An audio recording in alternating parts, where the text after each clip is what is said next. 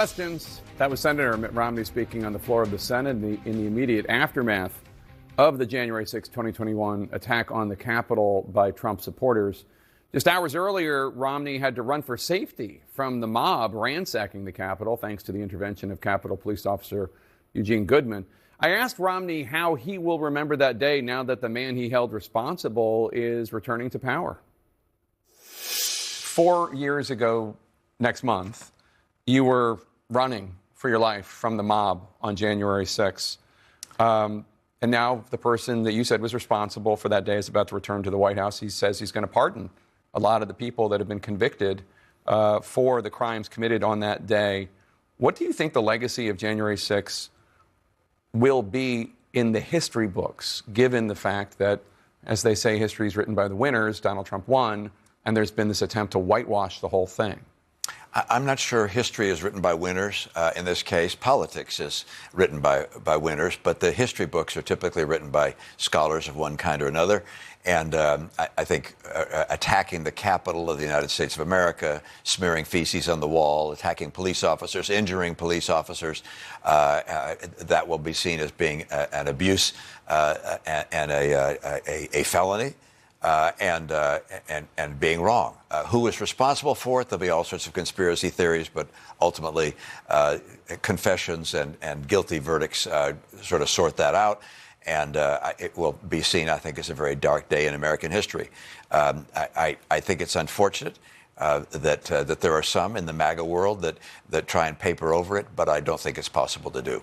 One of the most enduring images I have in the wake of that in my mind is, and I think you were wearing a COVID mask, but the glare you were giving Josh Hawley, who was one of the people who led the insurrection, the premise of it, that as if the election could be undone. He and Ted Cruz are the ones who introduced that in the Senate, the notion that this actually could happen.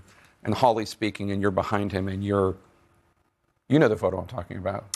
Yeah, I've seen some of those, doctored in some cases. No, I'm talking about the real one. Look, I was. You have every right to be angry. I'm not making fun of it. Yeah, no, it's a question. I mean, this was an attack on the symbol of democracy throughout the world. Yeah, the United States Capitol, and attacked by a brutal mob, and people were injured, and there was an effort to try and prevent the peaceful transfer of power. It was a very dark day in American history, and it'll be recorded as such, despite all the effort politically to try and paper it over. But those people that in any way encouraged that or stimulated that, I felt shared responsibility for it occurring. How concerned are you about America's institutions holding over the next 4 years, or 8, or 16? Yeah, I think they hold.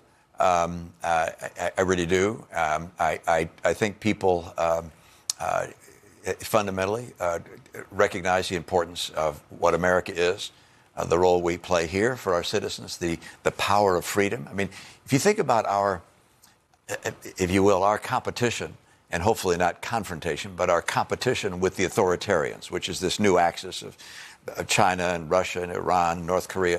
You think, and by the way, they're winning. According to Freedom House, it looks at the spread of freedom or its retreat around the world. They're picking up more adherents than we are. If you think about that effort and what we have to do, I think people recognize, okay, we've got a responsibility. We have to win, and we can't attack the institutions that allow us to be successful in this global competition. It's bad for the world, and it's bad for us. I mean, there's some who think that America doesn't need to be involved in the world. Look, we're the superpower.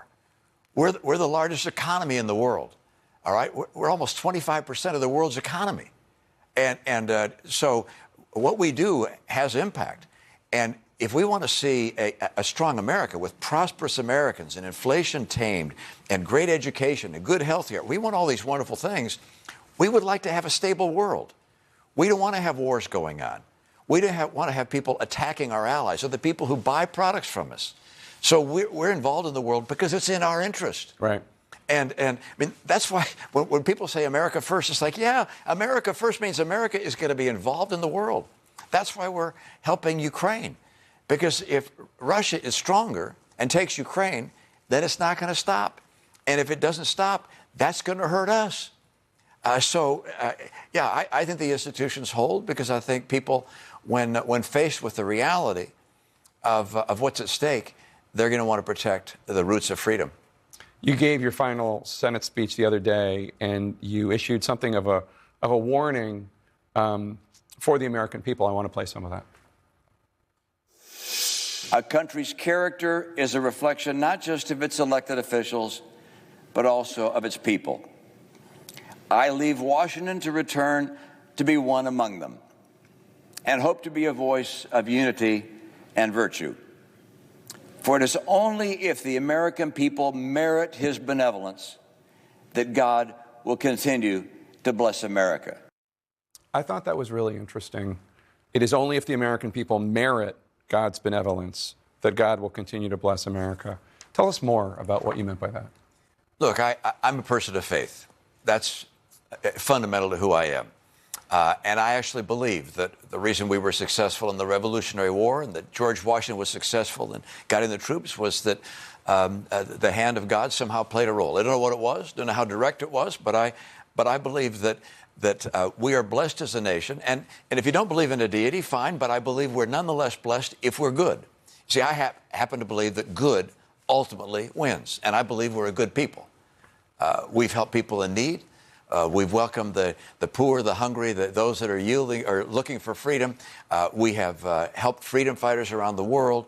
Our motto, "In God We Trust," as well as the refrain, "United We Stand." All these things have made us a good people, and I think our future is bright if we continue to be a good people.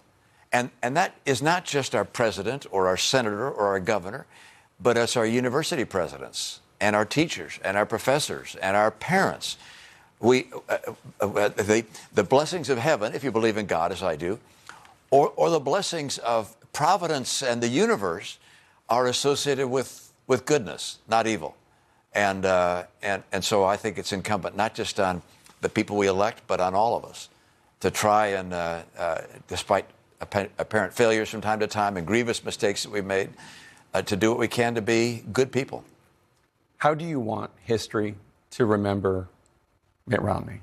Yeah, I don't think history will remember Mitt Romney. But if it does, how no. do you want history to remember Mitt Yeah, Romney? it's a footnote for somebody who's reading ancient history. I mean, you look at the civilizations that have come and gone over the 4,000 years of recorded history. The names are gone. What I want is my family to remember me. How do you want your family to remember you? And I want my family to remember me as someone who stood up for the things I believed, was not embarrassed by my fundamental beliefs, who loved the country and did what I believed was right to help preserve the greatest nation on earth. Senator Romney, a real honor to do this interview. Thank you so much, and best of luck to you, and please stay in touch. Thanks, Jake. Keep it up.